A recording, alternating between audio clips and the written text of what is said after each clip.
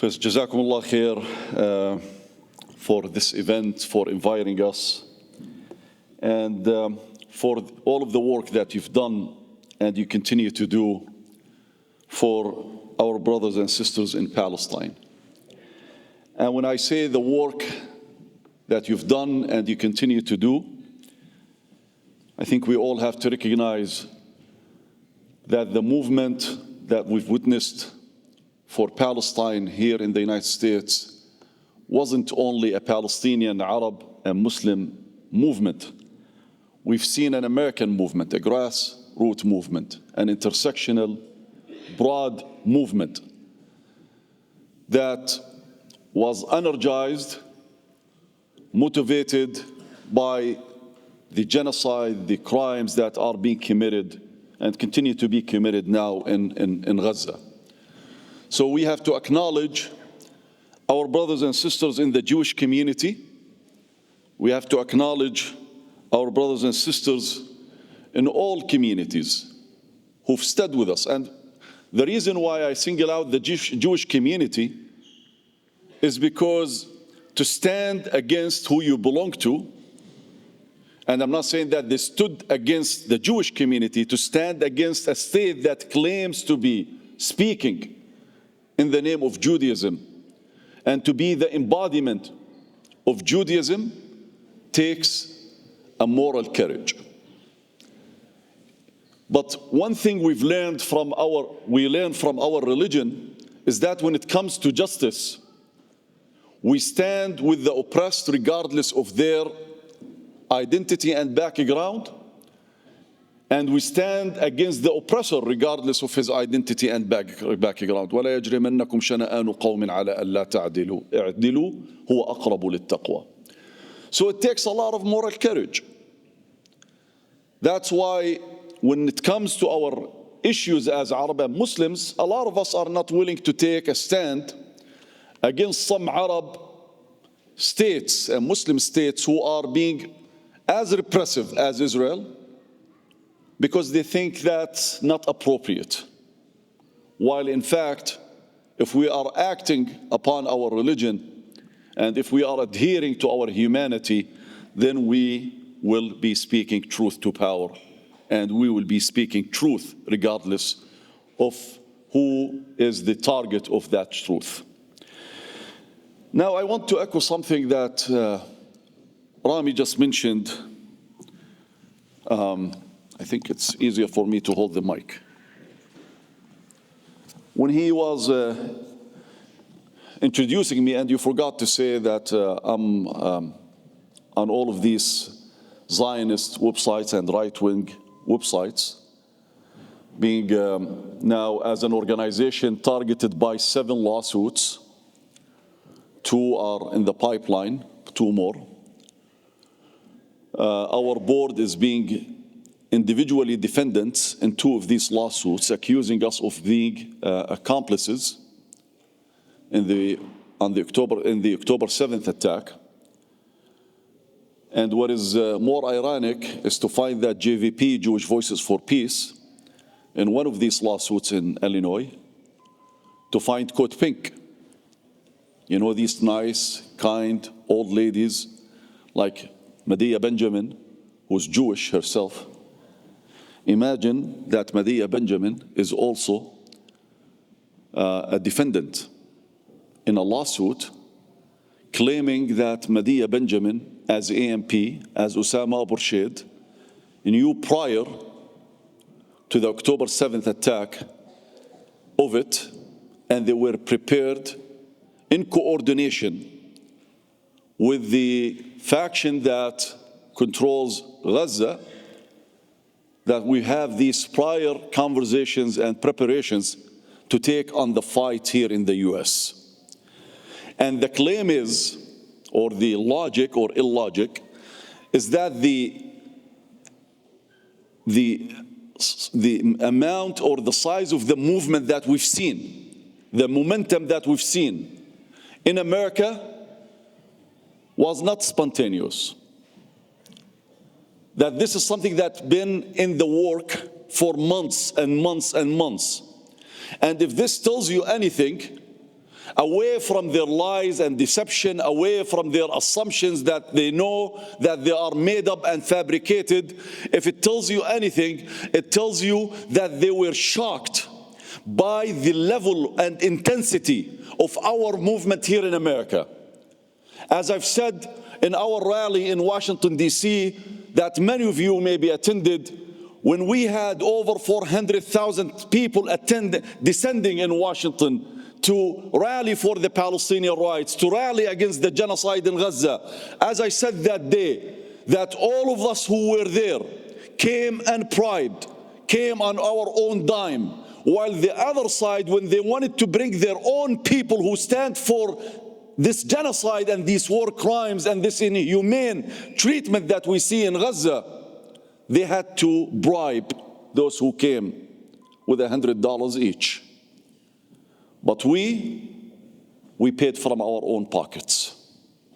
And it wasn't only Palestinian, Arab, and Muslims. We had a very diverse group. We had America there. When our students in the encampments started to advocate for the Palestinian rights, they started accusing them that there are outsider agitators who are leading them. So suddenly AMP owns all of these student encampments, which is, by the way, a big lie. I wish that we had that influence. Osama Abuirshaid suddenly becomes featured on a first page, the USA Today first page. Meet the guy behind the student encampment. Dr. Phil or Dr. S. I have to be very respectful. Had a show, meet the guy behind the student encampments. But neither AMP nor any outsider was behind the student encampments. It was an organic movement. But they don't want to admit the fact that they've lost the generation that is called Gen Z. The data proves that they've lost them. By far. The data proves that they're more sympathetic with the Palestinians as opposed to Israel. They don't want to admit the facts because that will show the loss that they have suffered in the past decades, at least 2 decades now, that they have been continuously bleeding this support in America. So I want us all to understand that what we manifested as a movement for Palestine is something to be proud of, and it's a momentum that not only must continue, but a momentum that must be streamlined and be built upon.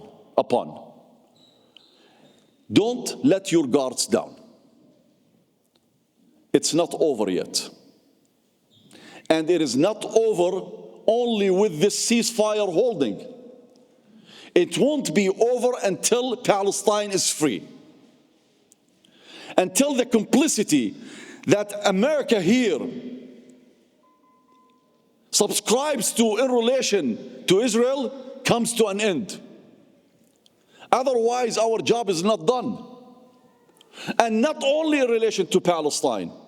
Until we bring down this system of oppression, this institutionalized racism, this bigotry and hatred that allows some in America here to get out, to get away with a crime, while others are targeted. So our battle and our quest in America is far from over. And I hope that people don't give up and people don't despair. Because I've heard it, and many of you have heard it before. And maybe we continue to hear it, that I don't see the fruits of my work. I don't see tangible results yet. And why were we able to bring this to an end months and months ago? Well, you want the answer? The answer, it depends on how much we invested in this kind of work in the past at least decade. How much did we invest in this type of work? Let us talk frankly amongst each other. Now, I'm talking to my Muslim community. How much did we spend and how much did we invest in building and boosting organizations that do political work and raising awareness in relation to Palestine, as opposed to the investment that we have in relief organizations? So the way we work is that we wait for Israel to decimate Gaza and destroy Gaza every once in a while, and we start sending humanitarian aid. For Israel to destroy again, kill again, maim again, and then again we send humanitarian aid. Then Israel comes again and destroys Gaza, engages another assault, and we send humanitarian aid. So everything that we send is a reaction, and everything we send is a risk. We cannot keep up. We cannot keep up.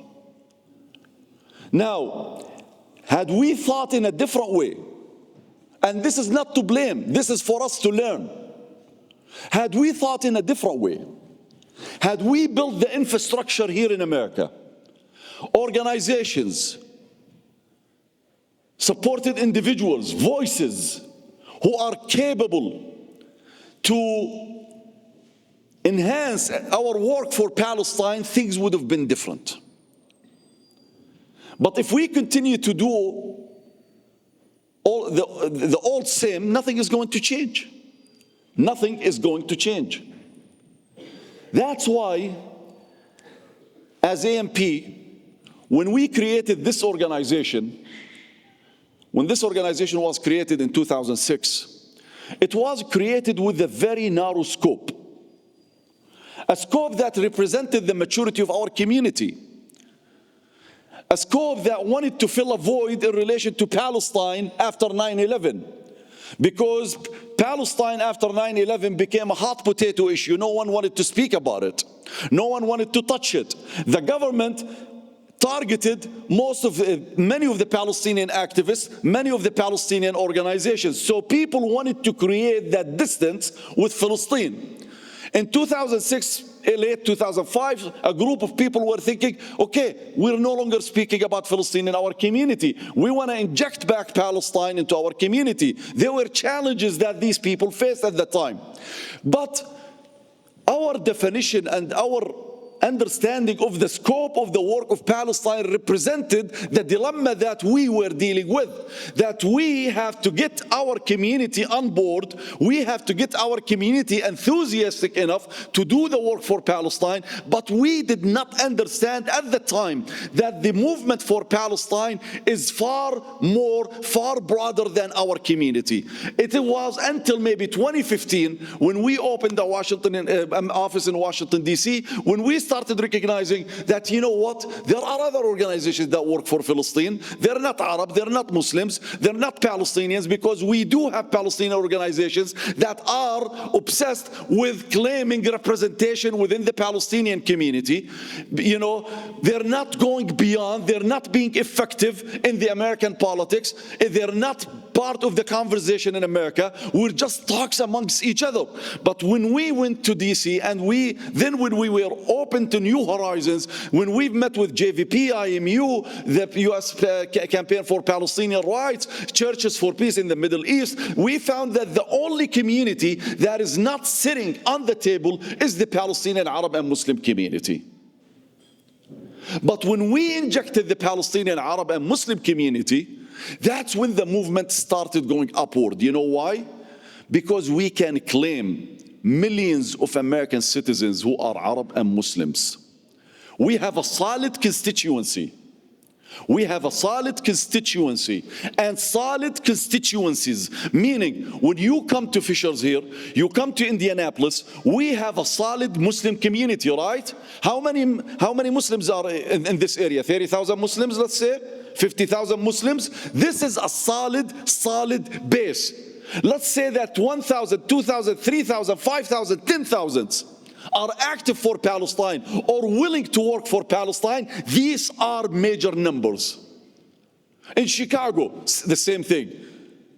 In Los Angeles, the same thing. We are the only component of the movement with a solid constituency concentrated in several areas across the nation. So that's when we started seeing this shift in the trajectory in America. Because you have an intersectional movement, and now you have a more broad, solid base to this movement. So I don't want any one of us to undermine and underestimate the accomplishments that have happened over the years. I will give you an example, because it's unfortunate that sometimes we have to convince ourselves of the value of our work. I'll give you this example. In 2017, early 2017, Gallup issued a study, an analysis, that analyzed all of its public opinion polls in relation to Palestine/Israel between 2010 and the end of 2016. Now, based on the findings of this study or this analysis, they studied all of their public opinion polls that they do yearly. Every year they have a public opinion poll about Palestine/Israel. The outcome of that study, based on how Haaretz, the Israeli newspaper, phrased it, the more Americans learn about Israel, the less they like it. The more Americans learn about Israel, the less they like it. So let's say that in 2010, 25% of the American people said that we know good deal about Israel. Israel's favorability at the time, let's say, was 75%. In 2015, let's say 35% of the American people said they know a good deal about Israel. That favorability declined to, let's say, 61%. Now we got to a point where on March 16th, 2023, few months before October 7th, based on another public opinion poll by Gallup itself, found that Israel's favorability declined to 54%. 54%. A Quinnipiac study found in December 2023 found that Israel's favorability fell down to what? 49%. Do you know who's driving the polls? Not only minority groups, but there is a generational wedge. Those who are under 33 are more sympathetic with the Palestinian rights and with Palestinians. Democrats, based on the March 16, 2023 poll, are more sympathetic, and I'm talking about the base, not the corrupt so-called establishment, are more sympathetic with Palestine and Palestinians as opposed to Israel, 49% to about 21%. I'm talking about the base. So you have a generational shift. You have an ideological and political shift. And you have you becoming more engaged and more active, raising this awareness, taking into the streets, calling your elected officials, building these alliances, forming these cognitive framing and the cognitive bridgings, where you inject your narrative or where you inject the American experience in relation to other minorities or to the indigenous owners of the land into our narrative as Palestinians. What do I mean by this?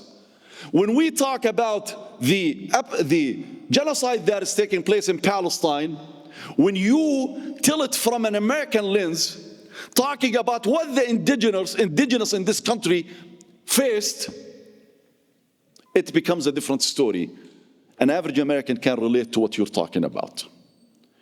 When you inject the experience of African Americans apartheid and segregation and the Jim Crow laws in this country injected to what the Palestinians are suffering, then you are talking from within an American framework. So we're becoming more savvy too. Our children, our kids who go to colleges, who study social justice, are much better than me and equipped than me to use this language. And this is one of the things that contributed to the shift in the public opinion domain. So let us not undermine and underestimate our accomplishments. And let us not undermine and underestimate what we've seen from our community. I've been working for Palestine in the United States since 2000. I've never, and not only for Palestine, by the way, I've been active or an activist in our community since 2000. I've never seen our community as mobilized, as energetic, as it was and as it is with Gaza today. Never seen our community as energized as it is today. Never seen our community when I travel, where our communities, local communities, talking about C4 organizations and PACs and super PACs as we see it today. So there is a shift even in the momentum within our community that should be applauded and should be focused on and invested in. If we don't do that, we're going to lose this momentum. Because let us remember something. We weren't prepared when the genocide started in Gaza to prevent the Americans' complicity, but now we know what America is capable of inflicting on people globally if there is no voice, if there are no forces to stop it from conducting these mischiefs. Now we know. We have to prepare ourselves to be in position to prevent another genocide, not only in Gaza, anywhere in the world, and to prevent the United States and our corrupt politicians of continuing to perpetuate wars in this world. So now we know this.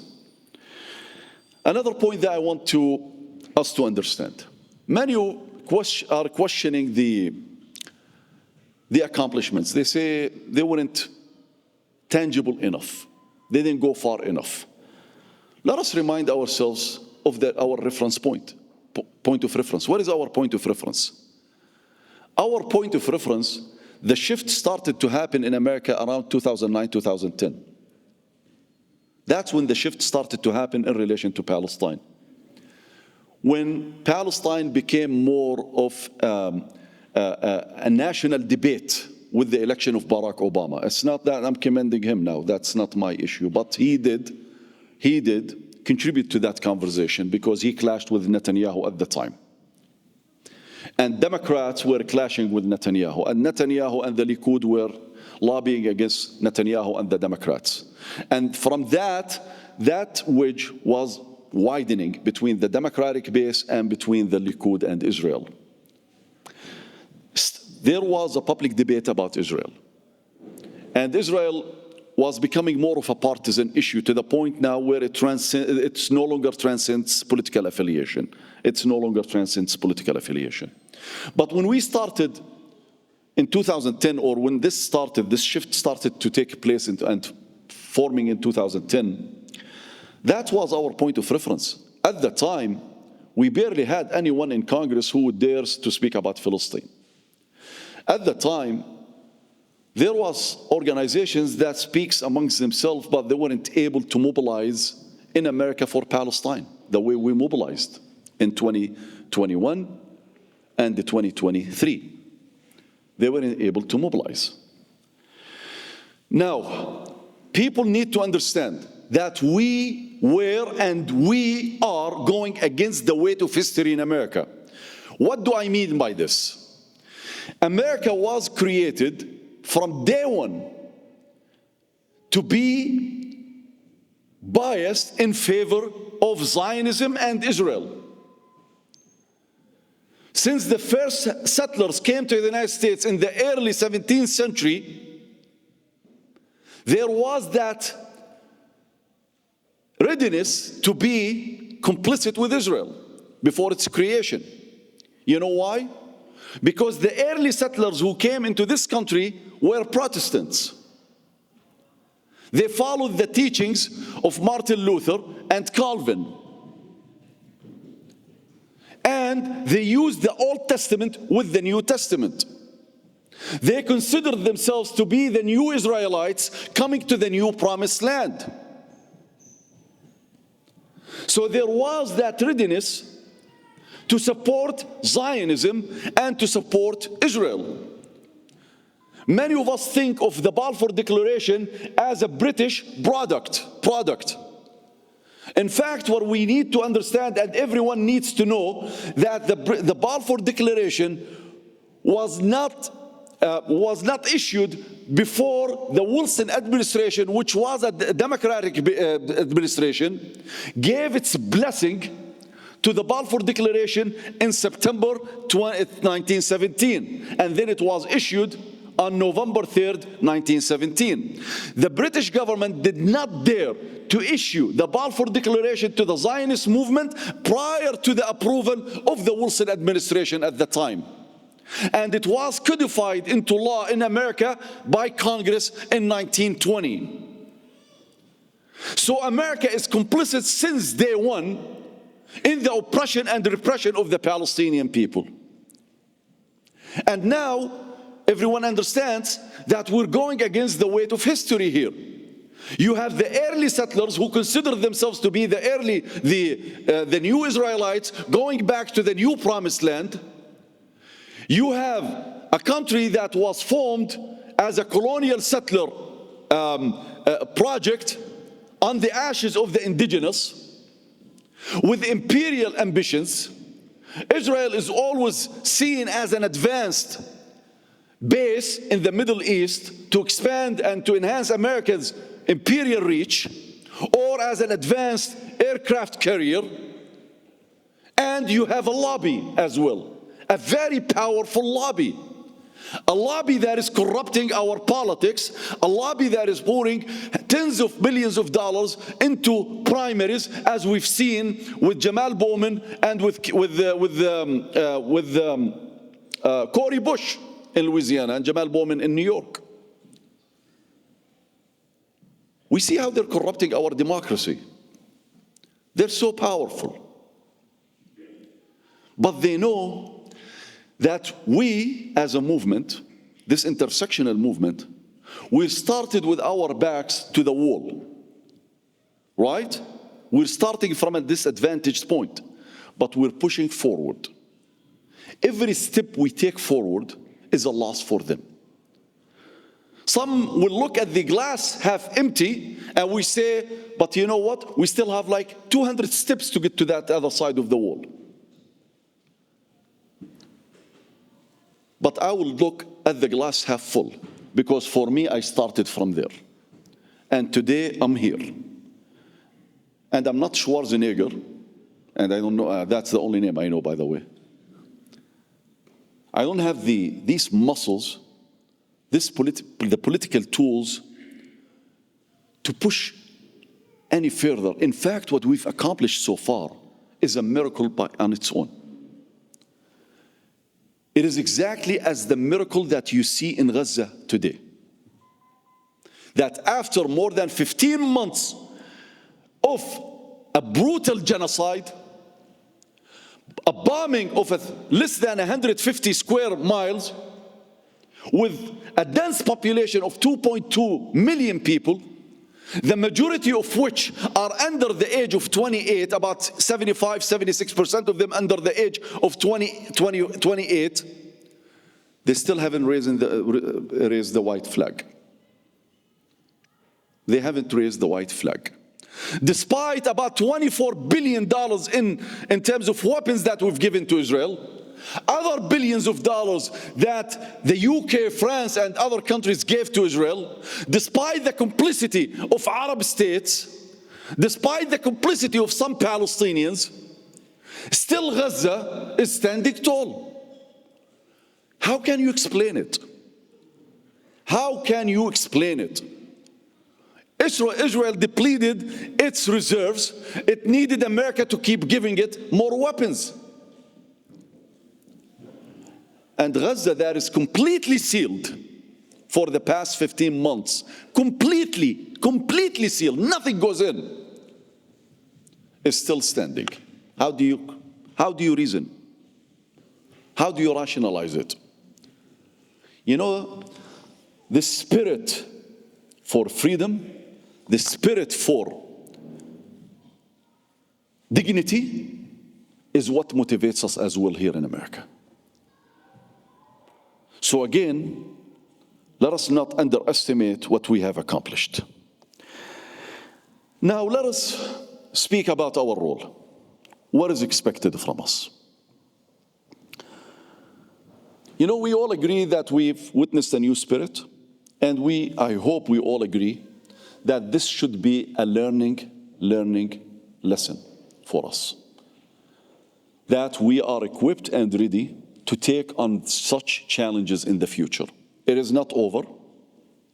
It is not over in Gaza.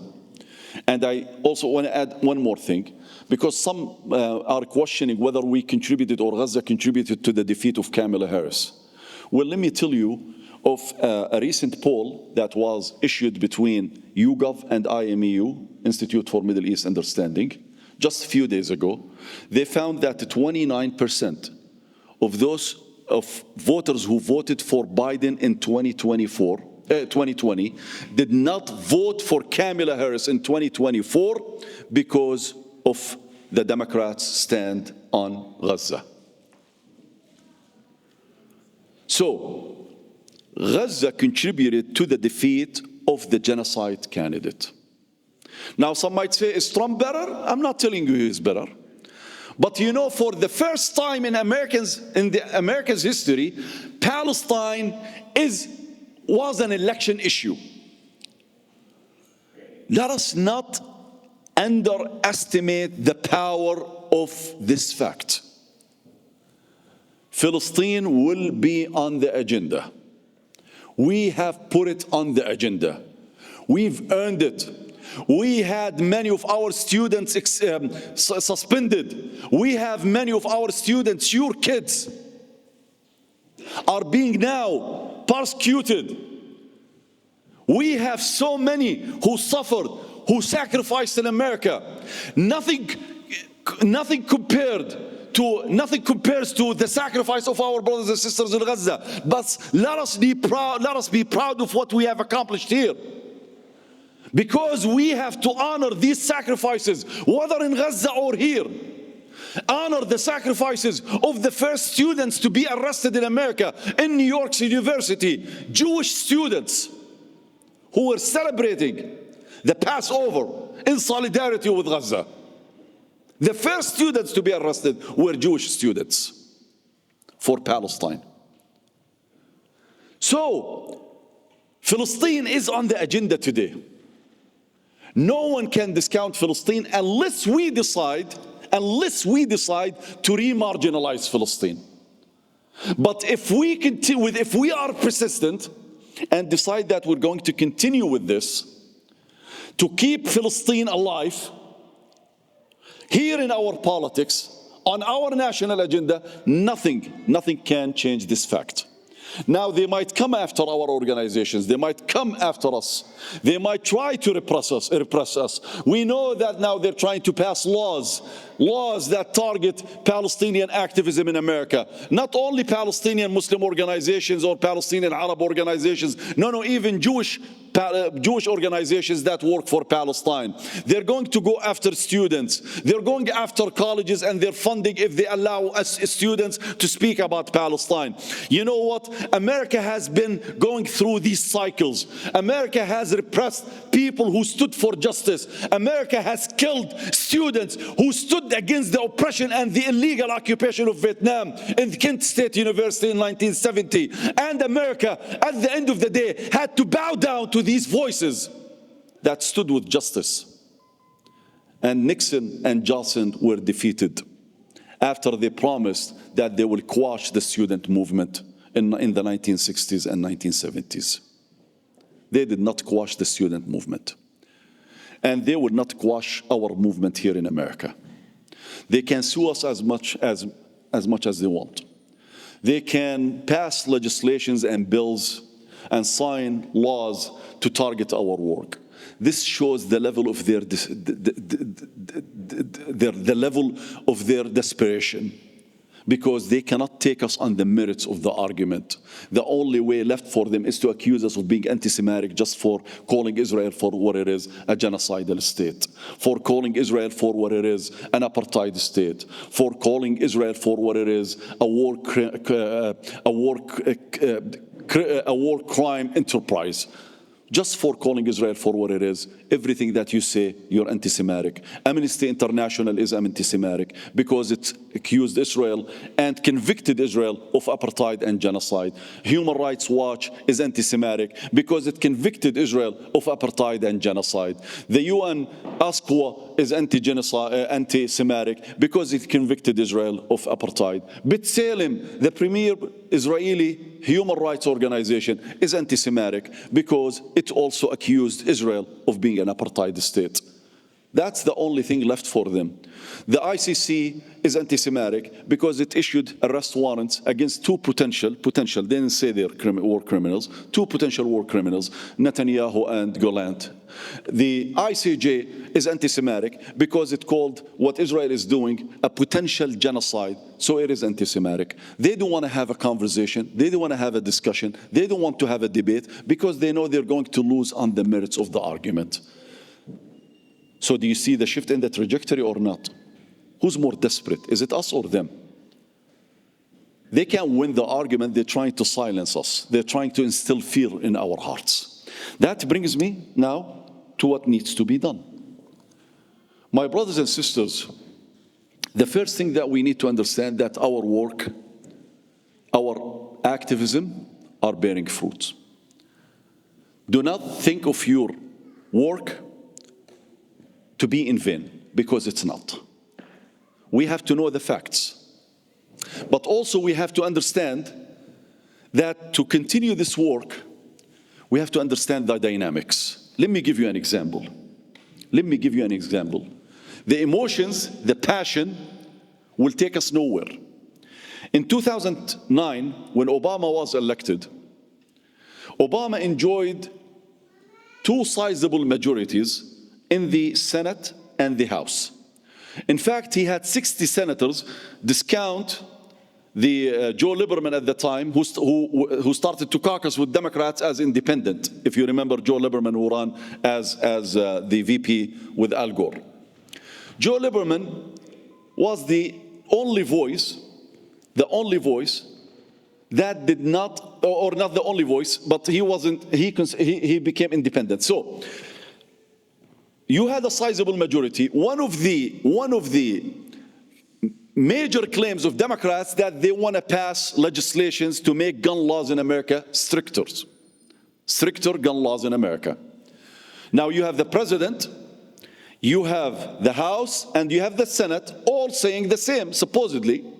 79% of the American people, according to the polls at the time, were in favor of passing stricter gun laws.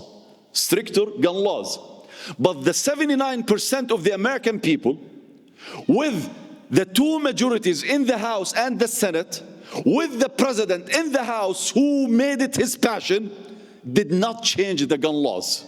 Why? Was it because the 21% were more powerful than the 79%? The other side did not enjoy the support of 21%. But they have an active lobby and they call them more passionate, more enthusiastic about what they believe in. So the NRA is willing to spend tens of millions of dollars every election cycle to defeat or to silence any candidate who dares to advocate for stricter gun laws in America. While the overwhelming majority, or the majority within the overwhelming majority, were silent. So if we continue to be less passionate and less enthusiastic, nothing is going to change. What does this mean? That we take into the streets? That we hold events like this? Yes, this is part of it. But now we need to go a little bit further beyond this. We have to make sure that our organizations that do this work, the advocacy work, the lobbying work, the awareness work, the mobilization work, are equipped and strong enough, have the resources that they need, so we make sure that this change continues to flourish and continues to grow. So now, and this is something we were talking about yesterday, and I'm advising every brother and every sister here, when you give your zakah and sadaqah, rethink of the way you're giving your zakah and sadaqah. If you're giving 70% to your masjid, 15% or 20% to relief organizations, maybe you need to re-identify your priorities, revisit your priorities and the percentages. Still give your masjid, definitely. Still give relief organizations, definitely, schools, but make part of your zakah fi sabilillah. Meaning to organizations that are defending you as CARE, as MLFA, organizations that investing in your kids like MAS and ICNA, or organizations that are standing for our rights, whether in Palestine or Kashmir or wherever, whatever cause we have, Syria, whatever cause we have. Make sure that they get part of your zakah. And instead of them getting a fraction of a percentage, make sure that they get 5-6% of your zakah. Because if we continue to build masajid, to build the schools, but we don't have the political infrastructure, the legal infrastructure, we are risking losing these masajid and these schools and these community centers because we don't have the shield that can protect them. This is one thing that I want everyone, my dear brothers and sisters, to understand. It is shameful that organizations that do this work have to beg for money and resources. I'm not going to talk about AMP. I'll tell you two examples about MLFA and CARE. And by extension, AMP is much weaker than MLFA and CARE. When CARE is taking upon all of these cases, defending the Muslim community, our civil rights, and they don't have the money. When our brother Nihad Awad started calling local communities saying, we have this lawsuit, but I need $100,000. Our community should not be in that position. When MLFA is defending so many within our community against frivolous lawsuits, like they're defending AMP now, and they don't have the resources, then there is a problem with us. So no, reconsider the way you give your zakah. Reconsider, we have the fatwas. Reconsider the way you give your zakah. Why AMP, why CARE, why ICNA, why MAS, why MLFA don't have the resources to empower our community? We build these masajid as the hubs to make sure that the community prosper. Not that we weaken the community. The masjid is the nucleus, but we branch out from there. So I encourage and I appeal to every one of you.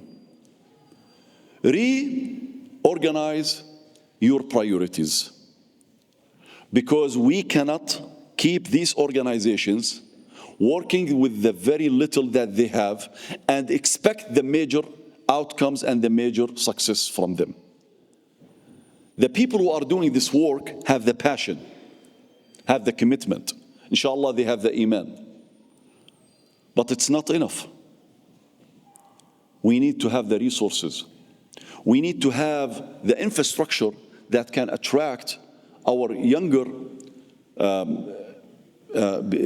our youth to be part of this movement, because we want to make sure that we will have a new generation that carries this momentum and carries this baton. The second thing, we have national organizations and we have some local organizations. But it seems like we don't always have a local organization in every community that is providing the framework for the work that needs to be done. And there is sometimes no connection between national and the localities that we have. I encourage you here to have an organization to do the work for Palestine and to provide the framework, to have the connection with the national organizations. You know, many people come and complain that what your organizations are doing. And when you say we're doing 1, 2, 3, 4, 5, 6, they say, okay, but we don't know about it. Okay, so there is a problem of communication, right? But whose fault it is? We have to have that mechanism where we can communicate with Fisher here and make sure that the community is informed when we have an action alert, or if we have when we have a petition, or if we have a rally, or if we want to mobilize to target certain members of Congress, with their constituents. When I speak to your member of Congress, is not as strong as when you speak to your member of Congress. When your member of Congress hears from 1,000 people of his constituents or her constituent, it is different than when they hear from 50,000 from across the nation. At the end of the day, they answer to you. They don't answer to people who are residing in Chicago or in Los Angeles or in Dallas or in Milwaukee. They answer to you. So we need to have that mechanism, that bridge, where we're able to communicate, we're able to mobilize. Because awareness is important, yes, but if we don't act upon that awareness, it has no meaning. Awareness has to be put in motion in terms of mobilization and in terms of advocacy and in terms of lobbying. This is something that we need every one of you to think of. This is one of the reasons why we came to your community. We want to see an AMP chapter here. Or you create your own chapter, Indianapolis Committee for Palestine. Create whatever you like. I'm not going to dictate to you. But say this is a committee. And identify who's going to lead this committee, who's going to be active in this committee, who are going to be in touch and streamlining the work of this committee, who's going to plug your local community with the national organizations. And I said there is a broad intersectional movement. If you want information, you go. If you want someone to help you with writing an op-ed, if AMP or AGP Action, which is our C4 organization, cannot help you with, go to IMEU, or you reach out to us and we will tell you, we will connect you to IMEU. They will write it for you. They will help you. They have the resources. That's what they do. That's what they do. So the tools are there. The resources, although limited, they're there. But we want you to tap into them. We want you to be part of them. If you're not, then we're not effective. We don't want people just to come to Washington, D.C. or go to to downtown Indianapolis. We want people to be effective in lobbying also, and in advocating, and in holding their elected officials accountable. We want Fisher or Indianapolis to be in a position of pushing for a resolution that supports, a ceasefire resolution or a divestment resolution. I don't know if you've tried it here in Indianapolis, but we have how many cases, Muhammad? I think like 200 ceasefire resolutions that were passed across the nation. About 200 ceasefire resolutions were passed. And I was in Cleveland just last week, and they're pushing for a divestment resolution through their city council. You don't need to reinvent the wheel. You know, all what it takes is that you reach out to one of these organizations, reach out to AMP or AGP Action, again, it's our C4 organization, and say, we want to work on a divestment resolution that we want to push through our universities, push through our city councils, push through a ceasefire resolution, and we will help you with that. It's there. It's yours. It's ready. Just ask for it and have the right people to be in charge of this work. They don't have to be very professional at doing it. They will find the guidance. They will find the guidance and the training needed. The third thing, every year we hold our Palestine Advocacy Day, when we ask people to come and lobby for Palestine in Washington, D.C. What we do is that we started in 2015. What we do is that we cover the accommodation, the local transportation in Washington, D.C. We conduct trainings. We bring experts, including congressional staffers, to train our delegates about the issues that we're advocating for or we're advocating against. There is no reason, there is no excuse for us to only have about 400 or 500 people coming from across the United States to advocate for Palestine. How many congressional districts do we have in America? Does anyone know? Does anyone know? 435 congressional districts we have in America. How many members of the House? Go by the members of the House. 435, right? We have 435 members, voting members. Of course, we have some territories in Washington, D.C., but that's a different story. We have 435 congressional districts in America. Can we have 300-400 congressional districts covered when we advocate for Palestine next, I don't know, spring or maybe the fall? We don't know yet. But every year we hold this Advocacy Day, and we don't see a lot of enthusiasm from our own community. From our own community. All what it takes is a day or two. If you can't come, send someone else on your behalf. Send students. Send your children. We will train them to be able to understand how civic engagement works, and we will train them on the issues. That's an investment in our community, and that's an investment for Palestine. How many of you ever attended our Palestine Advocacy Day here? How many of you attended? Mohammed, I'm not going to count you, of course. One. Mohammed, we're coming together from Washington. One. Only Dr. Raed and Rami. I don't know why I keep saying Haytham. So Dr. Raed and his son Rami. Imagine had we had from this room alone, from this hall, 10-15 people coming. Imagine. Imagine who's your congressman here? Or congresswoman? Who? Sparks? How many walked into his office here, Dr. Raed?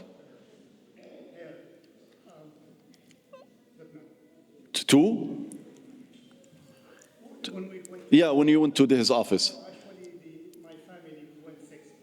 So 6 people, but from one family.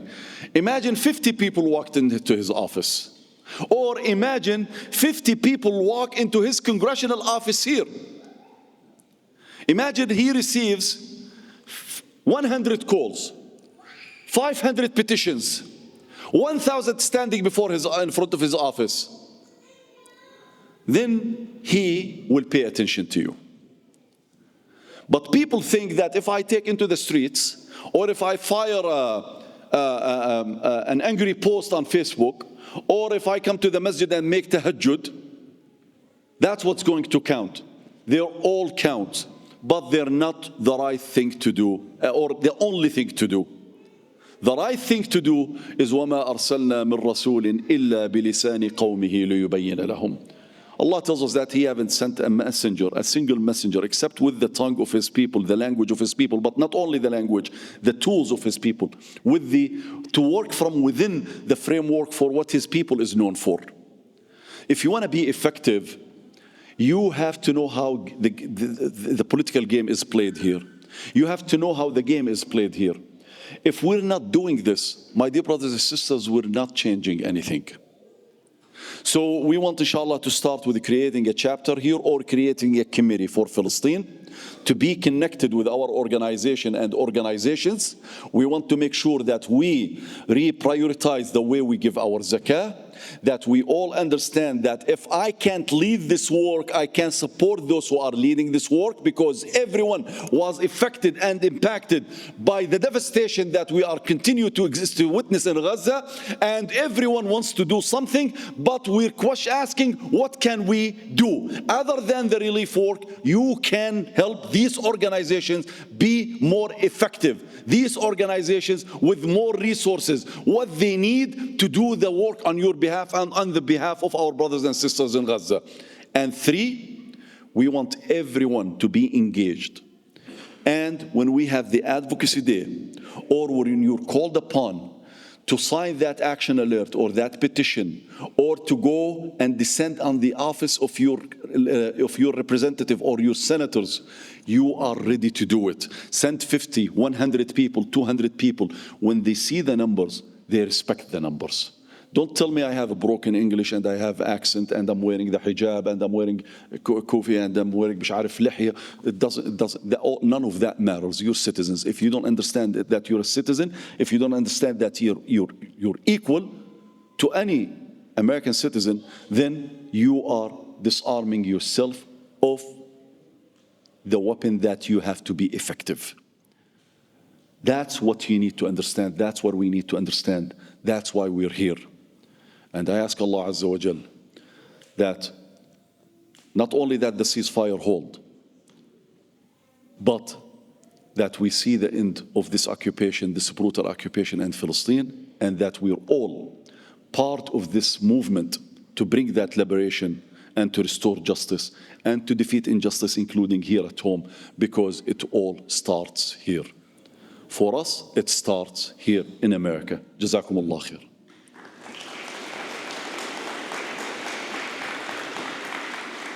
You want me to stay or no? Okay. We're going to have a Q&A section right now. We're going to have just a minute or two. If you have a question, please pull out your phone, scan the QR code. It's very easy to submit questions. We need some more questions for Dr. Osama while we have him here by way of DC. To start with our first question is, you mentioned the Zionist lobby corrupting our democracy. In 48 hours, we'll have a new president who has also ignored democratic processes and is now a felon. How can we continue to advocate for justice and strive for change when our leaders don't value democracy or justice and are corrupted like AICI? Yeah. Is this a problem that we own as the Muslim community here in America, or is it a problem that America owns? You know, today, Trump, his rhetoric, what he's promising, poses a threat to America, not only to us. Poses a threat to the media, to the First Amendment. I forgot what amendment, the 14th Amendment, which is the birthright, I guess it is it the 14th? So you have someone who's coming to change the composition of America, or promising or threatening to change the composition of America. Someone who wants to go and dismantle what he calls the deep state. Someone who's coming with vengeance. That poses a moral and a political dilemma to the United States. We don't discount ourselves from it, because we understand that we are a target of his bigotry and his agenda. He's talking about reinstating the Muslim ban. He's talking about deporting students who rallied for Palestine. He's talking about defunding colleges that allow students to speak about Palestine. He's threatening that they will target organizations and target their legal statuses, the tax exemption statuses that they enjoy because of their advocacy for Palestine. But also he's promising that he will go after many other components of this society, going after the media, going after the military brass, going after the FBI. I mean, look, we have to understand that we're part of a nation.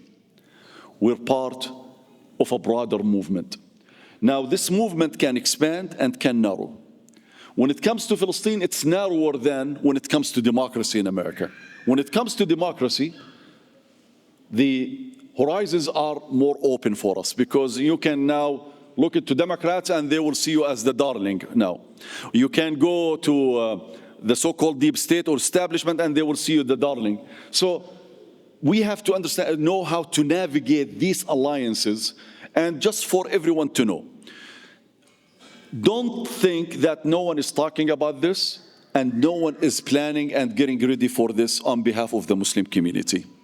We have our alliances, we have our coalitions whether within the Muslim community or with allies that are preparing our community for what is coming, and who are working also on Palestine in other on other platforms. So I want you to know that there is a leadership or a group of activists, if you want to call them, who are working on this on your behalf.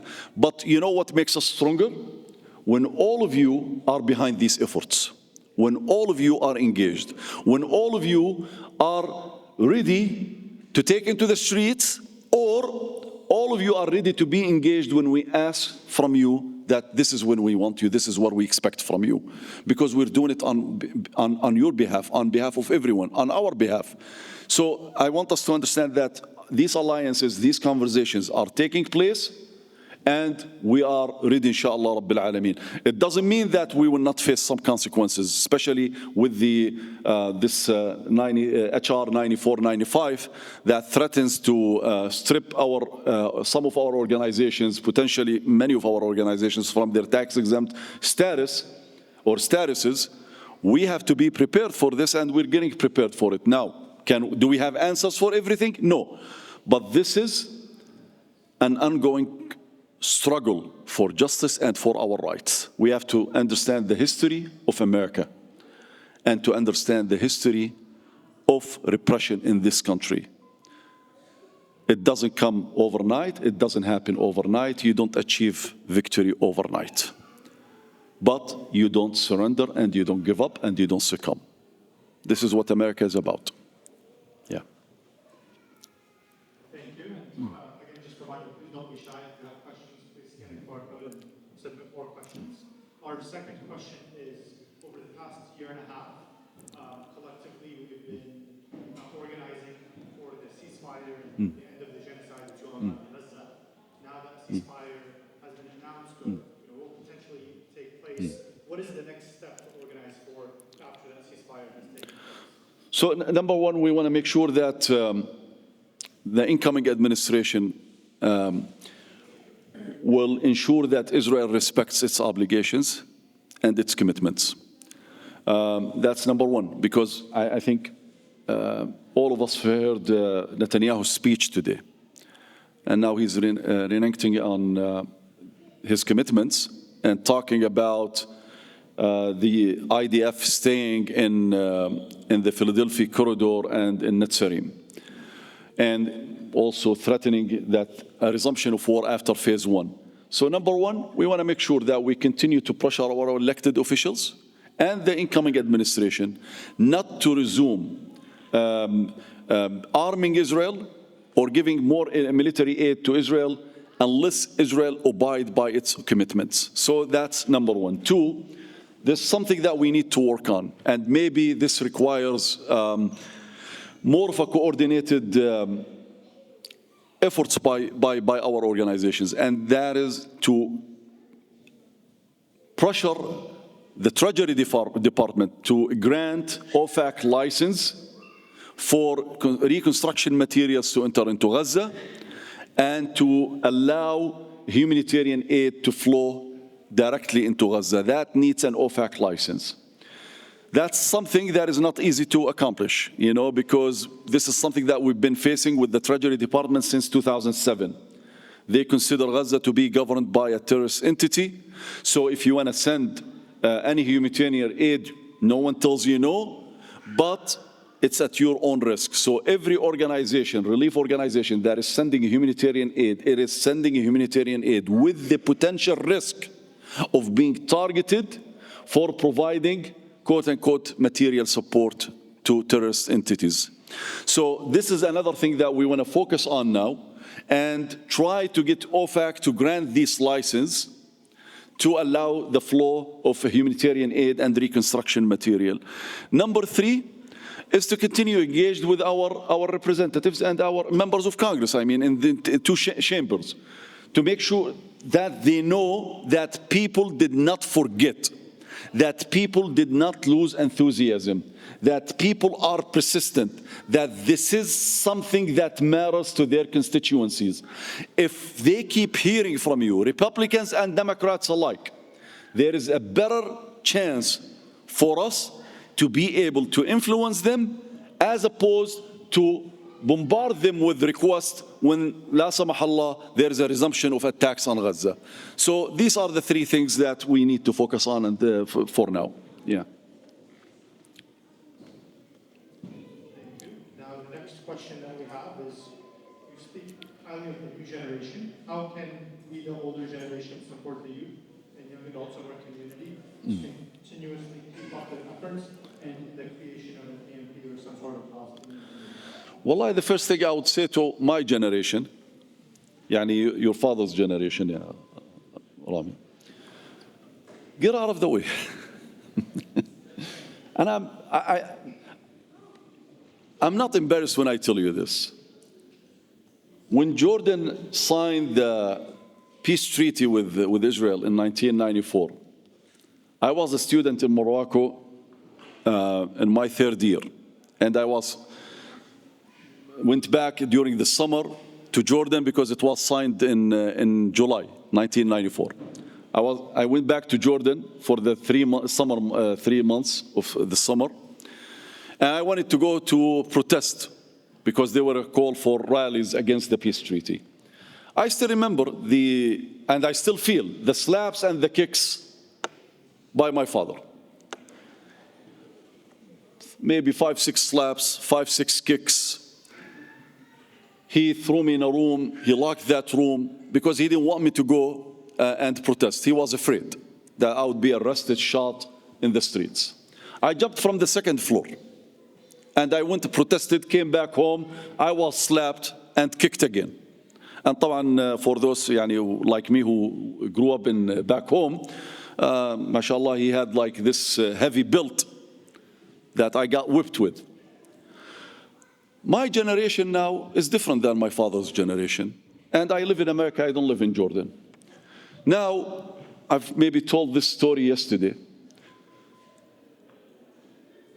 When my daughter reached out to me, and she studies in Dallas, she said, Baba, I want to go to the encampment. Do you mind? I said, it's your decision. That's a decision you make. She says, but what if I'm arrested? What if they expel me? I said, that's a decision you make. I can't make that decision for you. Now, like as a father, do you think any one of us wants to see their kids being expelled or dismissed or arrested? No one wants to see that. The only thing I told her, Baba, just one thing. I only have one condition. If God forbid you're expelled from school, you have to accept that I will find you a school, and wherever it is, you have to go and continue your studies. And if I can't find it here in America, I'm going to send you overseas to finish your degree. That's the only condition I have. She accepted. She participated on her own. I did not interfere. Now, during Ramadan, when we were going to New York, my youngest daughter, who's now just turned 18 just a few days ago, she wrote a text message and she gave me her phone. And she said, Baba, read my message. I was driving at night. And she says, read my message. If you're okay with it, you press send. If you don't agree, delete it. So her mother started chastising her, and she was very upset. If it's what I think it is, I don't dare to. And she was threatening. I didn't understand what they were arguing over. So I look at the message, and my daughter, she volunteers with PYM. So she was telling them, اسمك زياد? Muhammad. It's like Muhammad. She wrote a message that I volunteer to go and block one of the entries of one of the weapons factories in Dallas, and I'm willing to be arrested. I read it and I pressed send. Her mother, she got very upset. So you want your daughter to be arrested? No, I don't want my daughter to be arrested. But I can't, in good faith, be the one who traveled from university to another university, applauding and commending the courage of our students, and when it came to my children now, I'm checking it out. It doesn't work. And I'm not going to be my father and express my love with slaps and kicks because he was worried that I would be arrested. If we truly feel the pain of Gaza, and if we're truly proud of their steadfastness and perseverance, then we have to be able to sacrifice the minimum that it's so marginal that it's shameful to say it's a sacrifice. Wallah, it's so minimal. I'm gonna tell you this, and I don't shy away from it. Since May, I lost my clear and pre-check. Now I'm on a watch list. I sued the government back in August. They put me on a watch list. They treat me as a terrorist because of my activism to Palestine. You don't want to be around me when we go to the airport. Not only because what I go through, because what I do. Because I'm not willing to lower my head. Look, whatever sacrifices we're talking about. Now AMP is being sued, I'm being sued, my house, I don't know if it's mine. Look, whatever sacrifices that we claim to have pales in comparison to what happened in Gaza and what is happening in Gaza. If we truly sincere about our pain and our compassion and passion and feelings and anger and sadness of the situation in Gaza, we cannot be deterred by the minimum harm that might afflict us. So what I would say to every one of you, those who are of my age and older, just please get out of the way. Allow your children to lead or to usher a new era in America, not only for Palestine, but for justice. If you're worried about your accent, about your citizenship, that you're not, oh, we're Arab, but we're American, I'm Palestinian, but American, and you have that, nationality dilemma, your children don't have it. We have it, they don't have it. When we come overseas, where are you from? Oh, I'm from Jordan, I'm from Palestine, I'm from Egypt. While your children will say, I'm from here. In fact, every one of us should say, I'm from here. Because the man or the woman who are questioning you, their parents maybe have more of a broken or a thick accent than yours. See? Let us get out of the way. Let us empower them. And let us help guide them too. I'm not saying that we don't give advice, we don't guide. I'm not saying that we allow them, because also sometimes when you're carried with enthusiasm, sometimes our kids are not very rational and not very smart. Sometimes they do. I was telling Muhammad on the way here, that I was thinking of things that I've done when I was in my youth. Of course, I'm still youth because we're the exceptional generation. Our kids grow up and we stay young. Alhamdulillah Rabbil Alameen. So I always say we're the exceptional generation as opposed to the so-called X generation. But when I was in my youth, I've used to do stupid things that now when I'm thinking about it, I say, why did I used to do this? Why I was doing that? If I have a son and he would do what I used to do, I will just beat him up. No, sometimes we need to provide that guidance. Sometimes we need that hikmat al-shuyukh, that wisdom of experience. We need to inject it. We need to make sure that when our youth go take into the streets, that you don't start saying things that will will harm not only you, will harm the movement and will harm your brothers and sisters in Palestine. When we had a rally in Washington, D.C., during Netanyahu's visit, when half of the Democratic members of Congress boycotted his speech in Congress, and instead of focusing, the media focusing on that story, the complicit media that was looking for any reason to distract from the message found one young, smart young man who did something that wasn't smart. When he drew a triangular on the Columbus statue and said, Hamas is coming to you, America. Now he's being persecuted. The focus of the media shifted from the crimes and the divisions around Netanyahu to the useful idiots, quote unquote, as he said during his speech in Congress, when he called those who were protesting against him outside of Congress the useful idiots of Iran. No, we have to be very careful. What is your focus? What you're trying to communicate? What you're trying to accomplish? Some people go and attack the Jews as Jews. That's not the right thing. That's not the moral thing. That's not a good thing. That's not the Islamic way. So we need to be very careful about the message. We need to be very careful. Those who come with the bands, with, representing what are you trying to accomplish? You're just hurting the movement. You're undermining the movement. And if the people of Gaza see you, they will be the first people to beat you up. They want a ceasefire. They want the American bombs that are raining down on them to stop. They don't want you to be a member or claimed member of. Come on. So that's where we need, yes, that guidance where you're not carried out with your emotions and doing the wrong things. That's what we need. But other than that, get out of the way of your kids.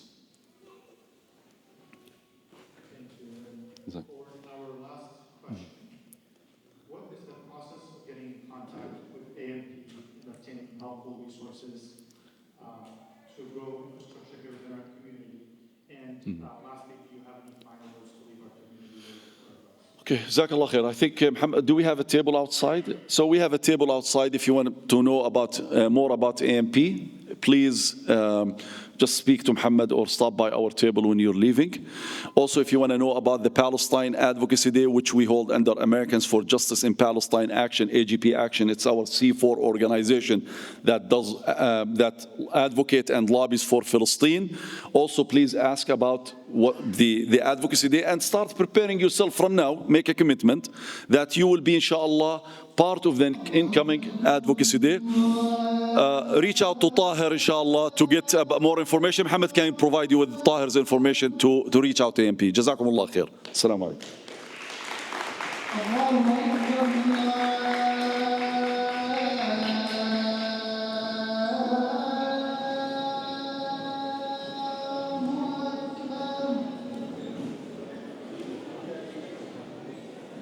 Allah